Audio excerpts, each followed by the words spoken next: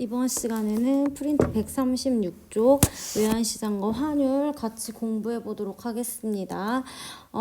외환시장의 의미를 보면은 우선 추상적인 의미에서 외환거래가 이루어지는 곳을 외환거래가 이루어지는 모든 장소를 외환시장이라고 이야기를 하고, 통상적으로 외화 및 외화 표시 증권을 하나의 상품처럼 사고 파는 시장으로 달러화와 같은 기축통화가 거래가 되는 시장을 우리는 외환시장이라고 합니다. 그래서 이 외환시장에서는 외화, 즉 다른 나라의 돈, 외국 화폐를 매매하거나 국제 거래 그리고 국제 투자를 가능하게 합니다. 그래서 이제 외화와 환율에 대해서 보면은 환율이란 자국 화폐와 외국 화폐의 교환 비율이고, 우리나라 같은 경우에는 외국 화폐 한 단위와 교환되는 자국의 비율로 표시를 합니다. 그래서 우리 지금 달러와 표기를 하면 뭐 1달러에 뭐 1,000원 이런 식으로, 오늘 환율이 얼마인지 모르겠네. 그래서 1달러에 1,000원 이런 식으로 외국 화폐 한 단위와 교환되는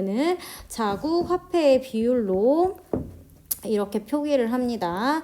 다음으로 이런 외화의 수요와 공급, 즉 어떤 걸 보냐면 외화의 수요, 외화가 언제 필요하냐라는 게 있는데, 외화가 즉 해외로 유출될 때 외화가 필요하겠지. 그래서 우리가 이제 상품을 수입을 했어. 그래서 요거에 대해서 수입한 물건에 대해서 값을 지불해야 되잖아. 요럴 때 외화가 필요할 거고, 그 다음에 외국에 투자할 때 그 나라의 화폐로 투자를 해야 되니까 이렇게 상품의 수입대금 결제와 해외 투자 등의 목적으로 외화를 사고자 하겠지. 다음으로 외화의 공급. 외화가 언제 외화가 국내로 언제 유입이 되냐면, 우리가 물건을 팔았어. 그러면 이제 그 나라에서 이제 그 수출품에 대한 대금을 지급을 해서 그걸 받았을 때, 그리고 외국인들이 국내 투자 등으로 이제 외화를 팔고자 할 때 외화의 공급이 이루어지겠지.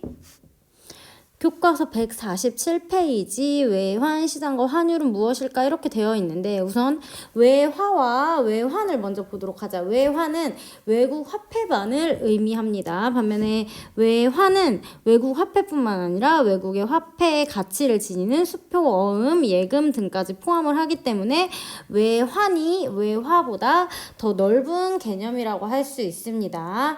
그럼 우리 다음으로 이제 외환시장을 한번 보도록 하는데, 외환시장의 경우 국가마다 이제 사용하는 화폐의 단위가 다르고, 이렇기 때문에 이제 원활한 국가 간 거래를 막는 장벽이 됩니다. 따라서 이를 극복하고 국가 거래가 이제 활발하게 이루어질 수 있도록 각국의 화폐 등 외환이 교환될 수 있는 장소가 필요한데, 이러한 시장을 외환시장이라고 이야기를 합니다. 그래서 외환시장은 국가 간에 서로 다른 가치를 지닌 화폐를 일정 비율로 교환하여 국가 간 거래가 원활하게 이루어지도록 하는 기능을 합니다. 그럼 우리 아까 프린트에서 봤듯이 환율의 의미 다시 한번 보도록 합시다.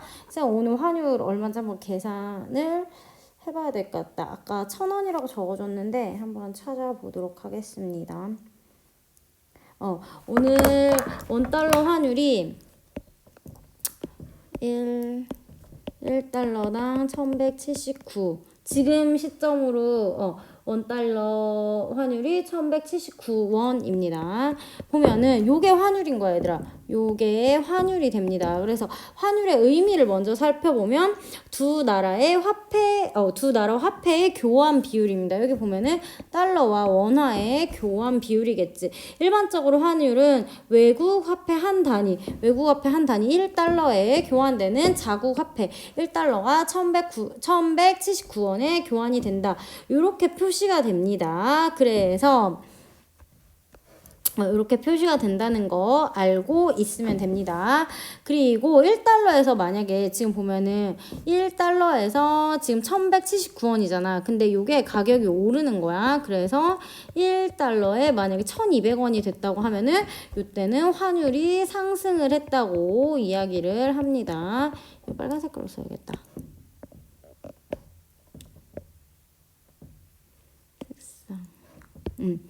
근데 반면에 지금 1,179원인데 이게 1달러에 만약에 1,150원이 되면은 이때는 환율이 하락했다고 이야기를 합니다. 그래서 교과서 148쪽 읽어보면 환율의 의미와 그 다음에 환율 상승, 환율 하락에 대해서 나오니까 여러분도 읽어보도록 하십시오.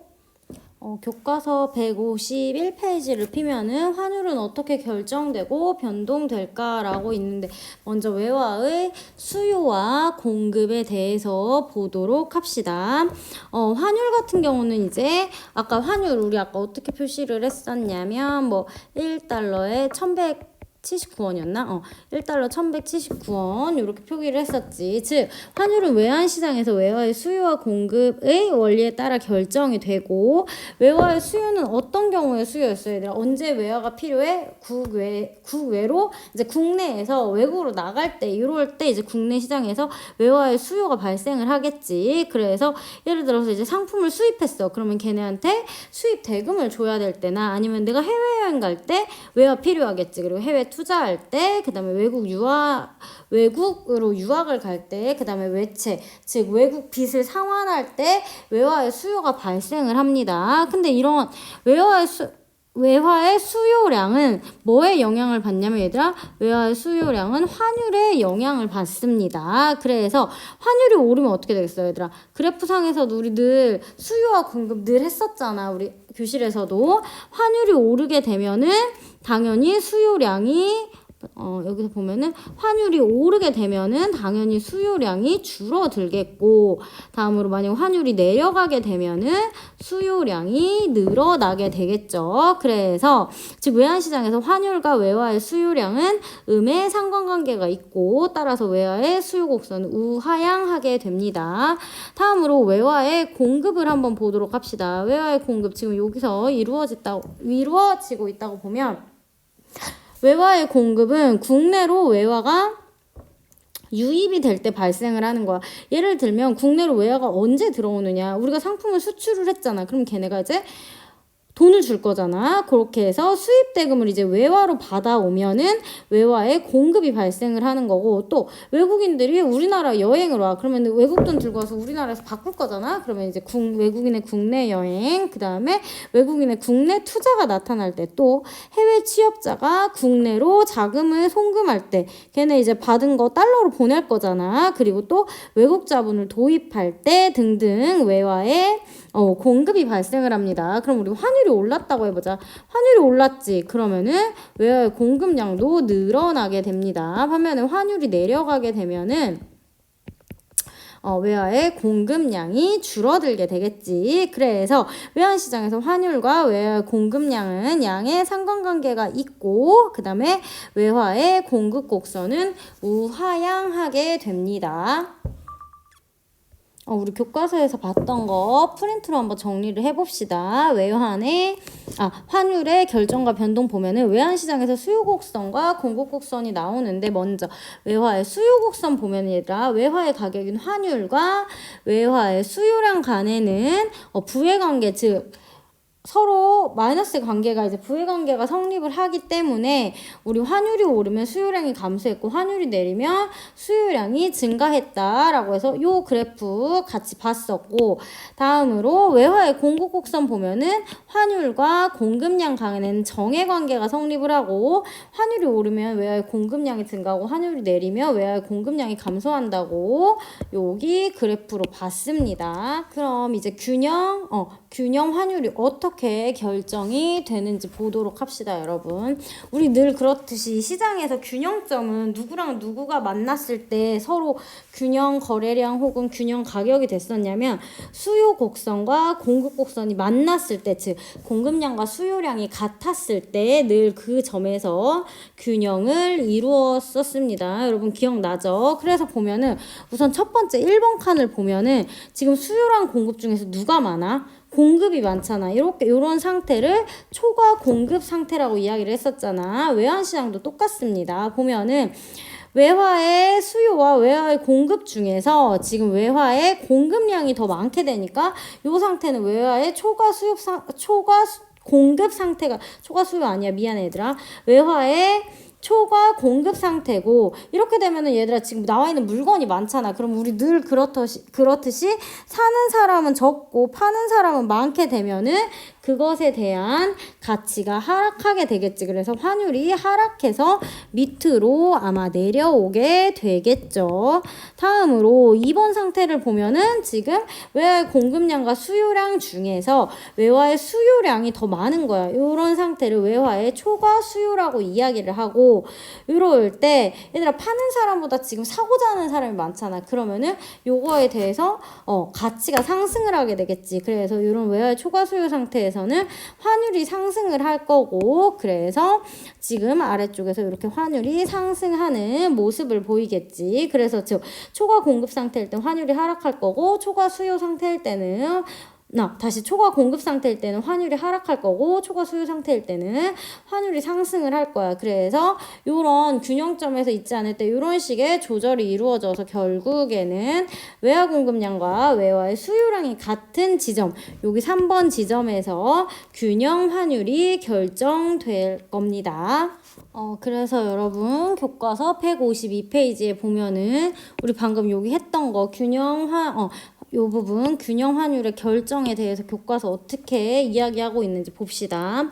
상품 가격이 이제 시장에서 수요와 공급에 의해서 결정이 되듯이 환율도 외환시장에서 외화의 수요와 공급에 의해서 결정이 되고 얘네 둘이 만나는 점에서의 환율이 균형 환율 얘네들이 만나는 점에서의 거래량이 균형 거래량이 되고 이렇게 두 개가 만나니까 여기서 이제 균형 환율과 균형 거래량이 결정이 됩니다.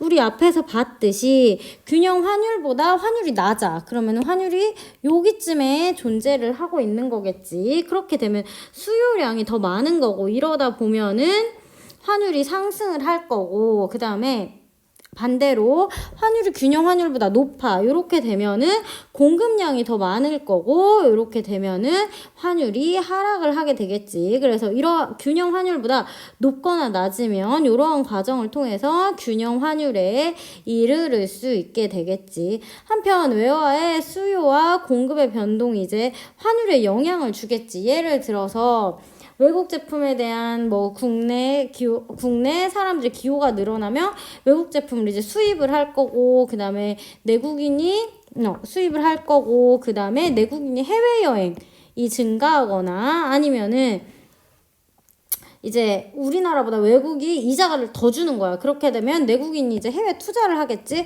이렇게 되면은 이런 것들은 이제 외화의 수요를 증가시키게 되고 이렇게 외화의 수요 곡선은 이제 오른쪽으로 이동하고 환율은 상승하게 됩니다. 요거 옆 페이지에서 다시 한번 해볼 거야. 그 다음에 반면 이제 우리나라 사람들이 외국 소비자의 우리나라 제품의 수출이 증가하거나 아니면은 외국인들이 국내 여행을 많이 와. 그 다음에 우리나라 이자가 높아서 외국인의 투자가 늘어나면은 외화의 공급이 증가하게 됩니다. 그러면은 외화의 공급이 증가하게 되면 외화의 공급 곡선은 오른쪽으로 이동하고 환율은 하락하는 이러한 현상이 나타나게 됩니다. 그래서 바로 옆 페이지에 보면은 153페이지 탐구 활동을 먼저 보도록 합시다. 그래서 탐구 활동을 보고 요때 수요와 공급 그래프 중에 어떤 게 움직이고 그 다음에 요걸 통해서 환율이 상승하는지 하락하는지 동영상 잠깐 멈추고 여러분들이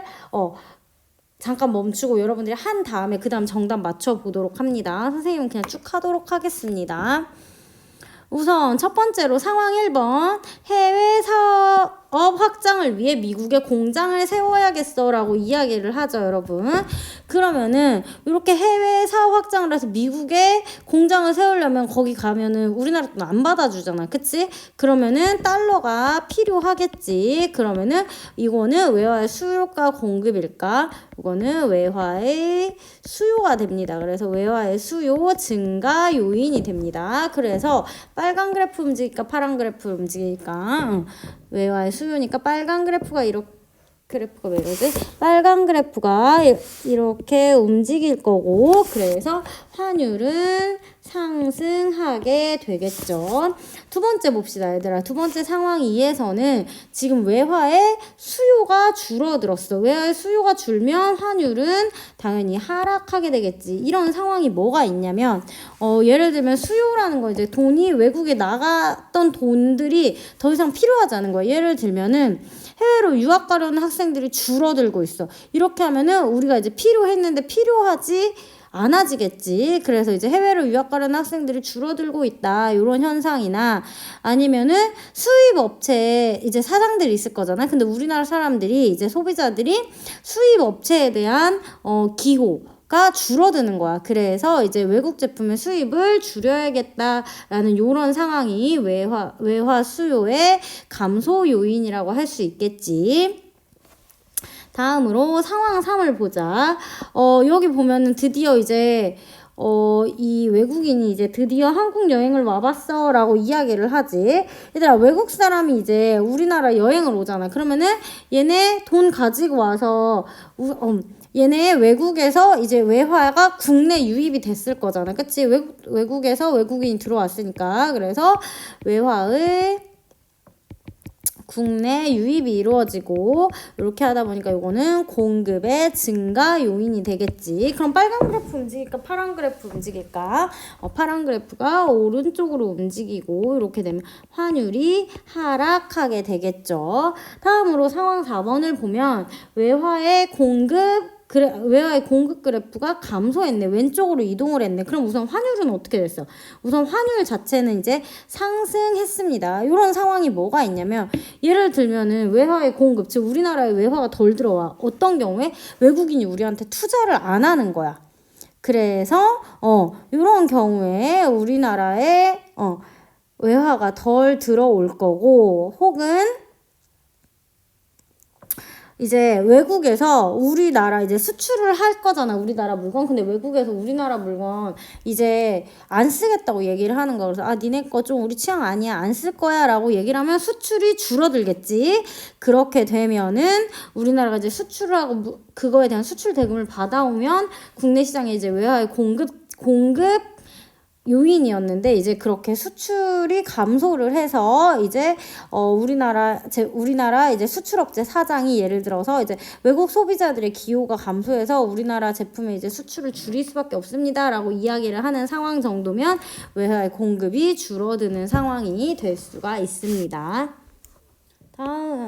다음으로 우리 교과서에서 봤던 내용 프린트 137쪽으로 한번 정리해 보도록 하겠습니다. 환율의 변동 이렇게 해서 외화의 수요가 증가를 하면 지금 D0에서 D1으로 이렇게 외화의 수요가 증가를 하는 상황이겠지. 그런 경우에는 이제 수입이 증가하거나 해외 투자가 증가를 하면 외화의 수요가 증가를 할 거고, 이렇게 되면은 환율이 상승하게 되겠지. 다음으로 D0에서 D2로 오는 거야. 이거는 외화의 수요가 감소를 할 거고, 즉 수입이 감소하거나 아니면은 해외 투자가 감소하게 되면은 외화의 수요가 감소하고 환율이 하락하게 되겠지.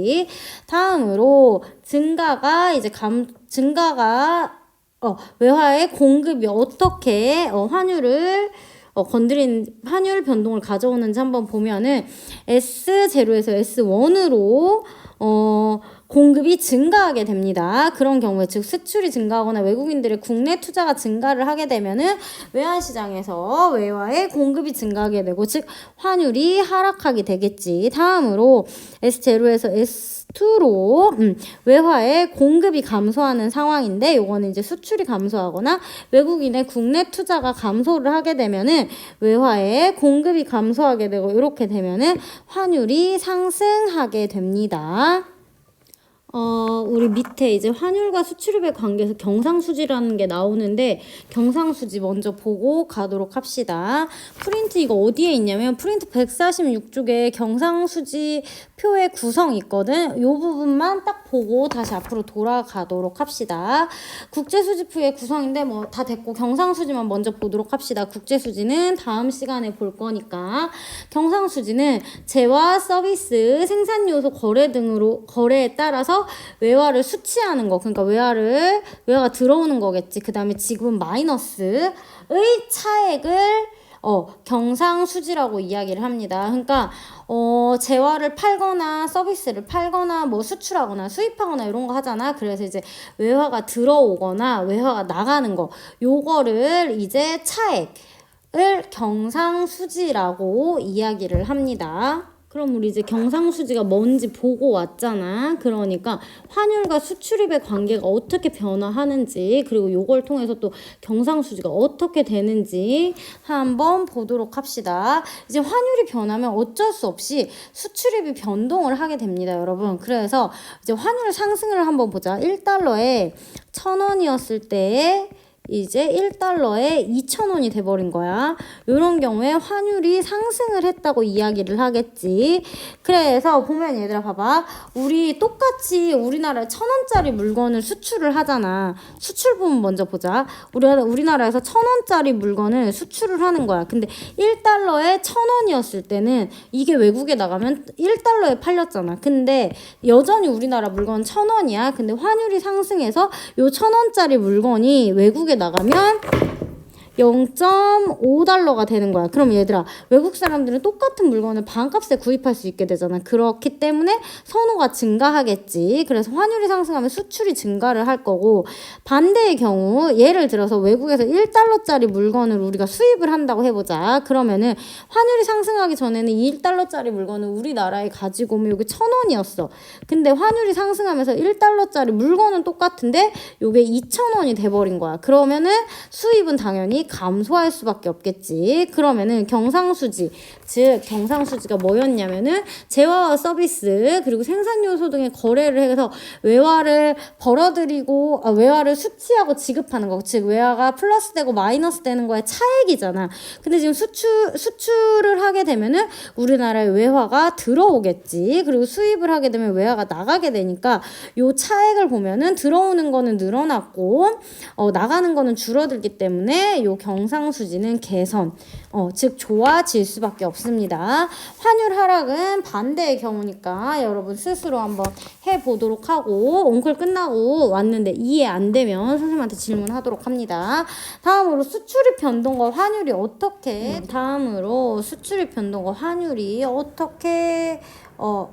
수출입 변동이 환율 변동에 어떻게 영향을 미치는지 보도록 합시다. 얘들아, 수출이 증가한다는 건 뭐냐면 물건을 많이 갖다 팔고 그 물건 값을 받아오는 거잖아. 그러면은 외화로 받아오게 되면 국내 외환 시장에 외화의 공급이 증가하게 되겠지. 그러면은 초과 공급 상태가 될 거고, 요렇게 되면은 환율은 하락하게 될 거야. 반대의 경우 여러분 혼자 생각해 보시고, 다음으로 수입이 환율에 어떤 영향을 주는지 한번 보자. 얘들아, 수입이 증가한다는 건 우리나라가 물건을 사오고 그거에 대한 대금을 지불한다는 얘기잖아. 수입이 증가하게 되면 그거에 대한 대금을 지급을 많이 해줘야 되잖아. 그렇기 때문에 외화의 수요 또한 증가하게 됩니다. 그럼 초과 수요 상태가 될 거고, 요거는 환율이 상승하게 되겠지. 그래서 반대의 경우는 여러분이 스스로 생각해 보도록 합시다. 아래쪽 자본, 거래와 환율의 변동 한번 봅시다. 얘들아, 자본의 유입이라는 거는 외국에서 돈이 들어오는 거야. 그러면은 공급이 증가하겠지. 그러면은 초과 공급 상태니까 또 환율이 하락하는 그런 상황이 오겠죠. 근데 자본 유출, 즉 해외 투자 등으로 자본이 유출이 되면 외화의 수요가 증가하게 되고, 요거는 환율 상승을 가져오게 되겠죠. 다음으로 양가로 6번 국내 물가 상승과 환율의 변동을 한번 보자. 외화의 공급 측면에서 보면은 얘들아, 우리나라 국내 물가가 상승을 했다는 건 무슨 얘기냐면 인플레이션인 거야. 그래서 같은 물건에 대해서 이제 물건값이 비싸진 거야. 그럼 얘들아 봐봐, 같은 물건인데 물건값이 비싸죠. 그러면은 수출 상품의 가격이 올라가겠지. 왜냐면 우리나라 물건이 1,000원이었다. 근데 이게 물가가 상승을 해가지고 2,000원이 돼버린 거야. 근데 환율은 변하지 않았어. 여전히 1달러에 1,000원이야. 그러면 이 물건이 예전에는 1달러에 팔렸단 말이야. 외국에 수출을 하면. 근데 이게 이제 우리나라의 물가가 상승하면서 2달러가 돼버린 거야. 그럼 니는 똑같은 물건을 2배의 가격을 주고 살 필요가 없잖아. 그렇기 때문에 수출이 감소하고 이는 외화의 공급 감소를 가져와서 환율이 상승하는 효과를 가져오겠지. 다음으로 이렇게 국내 물가가 상승을 하게 되면은 무슨 일이 벌어지냐면 이제 외국에서 이제 수입 상품을 가져오잖아. 예를 들어서 그러니까 외국에서 이제 수입 상품을 가져오잖아. 그러면은 우리나라 물건은 지금 국내 거는 이렇게 물건값이 우리나라 거는 이렇게 물건값이 상승을 했잖아. 근데 외국 거는 환율이 변하지 않았기 때문에 외국에선 물가 상승이 없었으니까 그 가격 그대로 들어오게 되는 거야. 그러니까 예를 들면은 우리나라 거는 이렇게 2배나 올랐는데 외국 거는 여전히 그냥 1달러인 거야. 어떠한 물건이 있는데 얘가 그냥 여전히 1달러인 거야. 그러면은 우리나라 거는 물건이 지금 2배 가격이 올랐지만 수입 상품은 1달러였는데 국내 물가랑 이 수입 상품의 가격이랑 상관이 없잖아. 그러니까 여전히 1달러인 거야. 그러면 우리가 느낄 때 국내는 물가가 상승해서 1,000원짜리가 2,000원이 2배가 됐는데 외국 거는 여전히 1달러에서 1달러인 거야. 그러니까 상대적으로 가격이 하락한 것처럼 느껴지게 되고 요래서 수입이 증가하게 됩니다. 그러면 외화의 수요가 증가하고 환율이 상승을 하겠죠. 그래서 이렇게 국내 물가 상승의 경제적 효과로는 수출이 감소를 하게 되고 다음으로 수입은 증가를 하겠지. 우리 여기 보면은 수출 가격이 상승하니까 수출이 감소했고 수입은 증가를 하면은 우리 아까 경상수지에 대해서 배웠잖아. 그래서 요것들의 외화의 수치와 지급의 차익인데 그렇게 되면 수출이 감소를 하니까 들어오는 건 어떻게 되겠어? 플러스 들어왔던 거는 줄어들게 되고 수입 나가는 거 즉 외화의 지급은 늘어나게 되겠지. 그러면 경상수지 악화가 될 거며 환율이 상승이 되겠지. 그래서 국내 물가 상승과 환율의 변동 부분 잘 알아두도록 합시다. 그래서 환율 변동의 영향이라고 해서 교과서 154페이지 한번 보도록 합시다. 환율 변동은 상품의 수출과 수입, 물가 등 국가 경제에 많은 영향을 미칩니다. 예를 들어서 환율이 1달러 1,000원에서 1,200원으로 상승을 했어. 그렇게 되면은 우리나라 수출품의 가격 경쟁력이 높아져서 수출이 증가하고 그 다음에 수입품의 가격 경쟁력은 낮아져서 수입이 감소할 수 있습니다. 그러니까 즉 요거 요 스마일 표시는 장점, 그리고 이거 우는 스마일은 단점이야. 그래서 장점 보면은 환율이 상승하면 수입보다 수출에 유리하고 수출을 해야 되니까 또 국내 기업의 생산 증가로 고용이 확대되고 국가 경제에 긍정적인 영향을 미치겠지. 반면에 수입 상품 즉 원자재 가격이 상승하게 되는 거야. 그래서 그러니까 완제품을 수출하는 데 좋지만 우리가 이제 물건을 만들려면 중간 이제 우리가 원자재가 들어와야 되잖아. 그래서 이런 수입 상품 및 원자재 가격이 상승을 하면 또 생산비가 증가해서 국내 물가가 상승하고 외국에 빚을 갚는 거 있잖아. 예를 들면 우리가 빚이 만약에 100만 원 빚이 예를 들어서 달러로 우리가 100달러의 빚을 가지고 있다고 해봐. 그러면은 예전에는 100달러 여기 봐봐. 예전에는 우리가 만약에 100달러의 빚을 가지고 있다고 하면 얼마를 줘야 되냐면 10만 원만 갚으면 됐다고 했단 말이야. 근데 환율이 상승하면은 12만 원을 갚아야 되는 상황이 와버리게 되는 거지. 무슨 상황인지 이해가 되니? 즉 이렇게 환율이 상승하면 외채 부담이 늘어나는 부정적인 측면이 있습니다. 반대로 이제 환율이 상승하면 환율이 하락하게 되면은 수입 상품의 원자재 요거랑 반대겠지 서로. 그래서 수입 상품의 원자재 가격이 하락하니까 생산비가 감소해서 국내 물가가 하락할 수 있고 외채 상환 부담이 줄어들 수 있겠지. 만약에 1,200원에서 1,000원이 됐다고 하면 100달러 빚을 졌어. 그러면은 12만 원 갚아야 되는데 환율이 하락하니까 10만 원만 갚는 이런 상황이 오니까 외채 상환 부담이 줄어들겠지. 근데 수출 상품의 가격 경쟁력이 낮아져서 수출이 감소할 수밖에 없고 그 다음에 수입 상품의 가격 경쟁력이 높아져서 수입은 증가하겠지. 그러다 보니까 수출 상품의 경쟁력이 낮아져서 수출이 감소하니까 가격 경쟁력이 낮아져서 수출이 감소하니까 국내 기업의 생산이 감소되고 고용이 위축되고 경제 성장에 부정적인 영향을 미치겠지. 또한 개인 생활에도 이제 영향을 미치는데 환율이 상승을 하게 되면은 해외 여행객이나 해외 유학 중인 자녀를 둔 부모들의 부담이 늘어날 거고, 그 다음에 외화로 임금을 받는 사람, 외화로 예금에 넣은 사람, 우리나라에 여행이나 유학을 온 외국인들은 이익을 얻게 되겠죠. 그래서 우리 지금 교과서랑 프린트 부분 좀 어렵고 헷갈릴 텐데 찬찬히 한번 읽어보도록 하세요.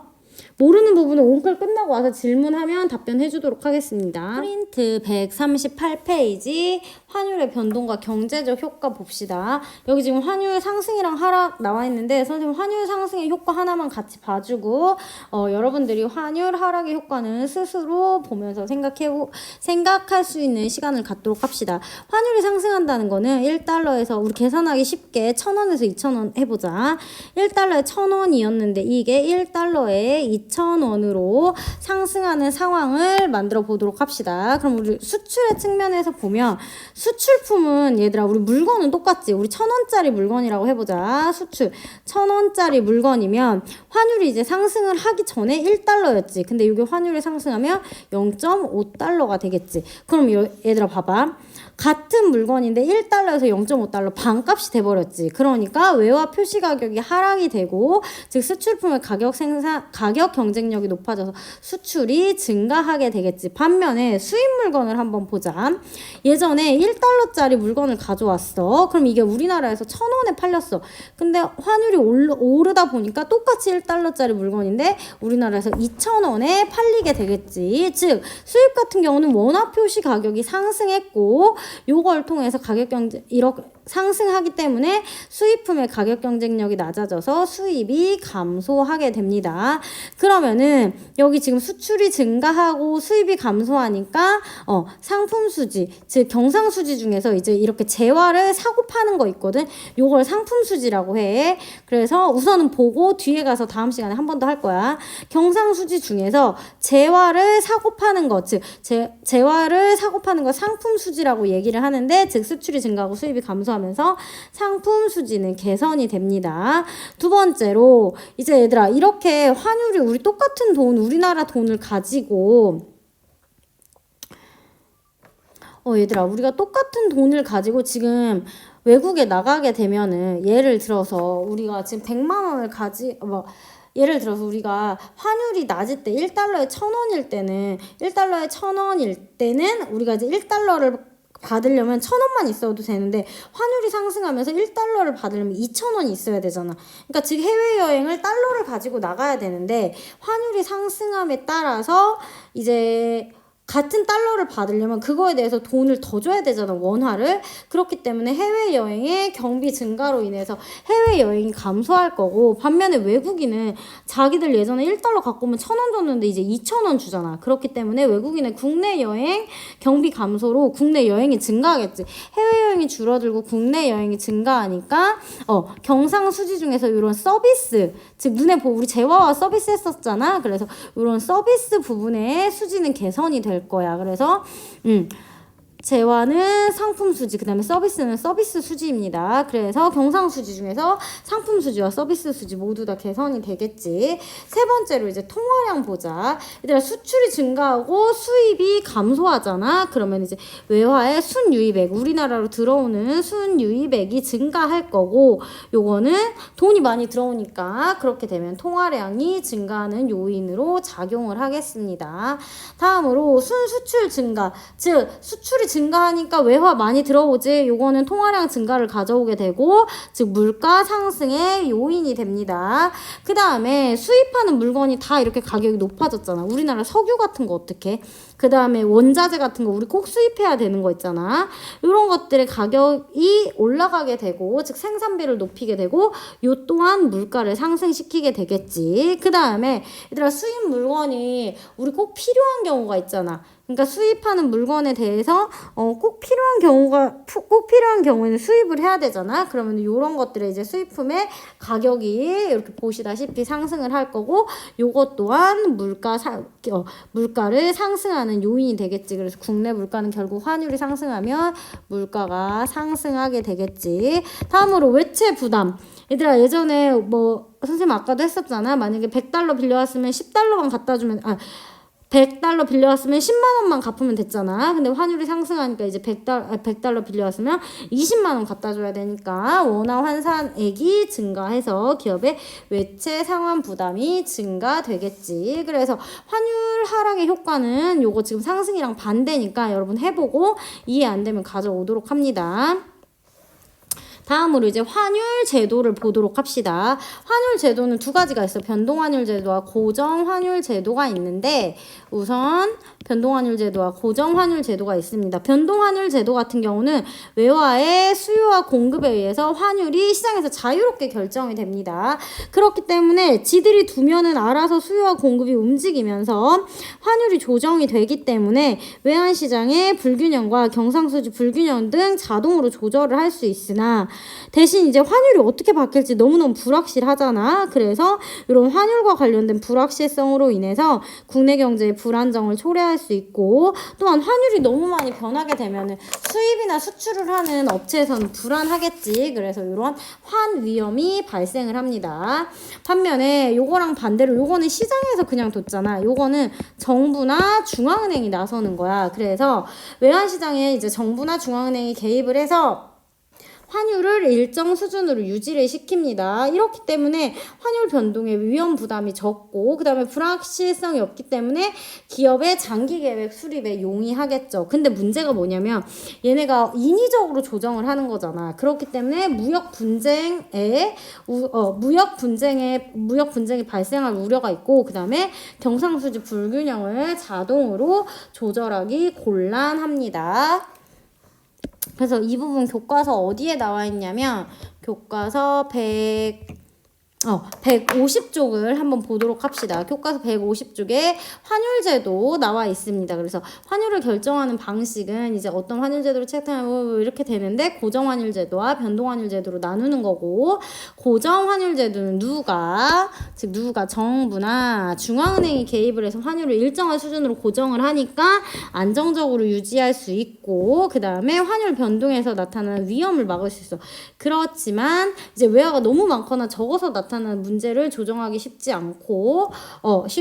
않습니다. 반면에 변동환율 제도는 시장에서 수요와 공급에 따라서 결정되도록 합니다. 그래서 너무 많거나 너무 적을 때 나타나는 문제를 조정을 할 수가 있지만, 시세 변동을 예상한 이제 뭐 투기성 자금 이런 목적으로 들어오고 나갈 수 있으며, 또 너무 심하게 변동을 하면은 혼란스러울 수 있기 때문에 혼란스러울 수 있습니다. 그리고 우리나라를 비롯해서 많은 국가에서는 변동 환율 제도를 채택하고 있습니다. 이번 시간은 여기까지고, 다음 시간에 국제 수지 함께 보도록 합시다.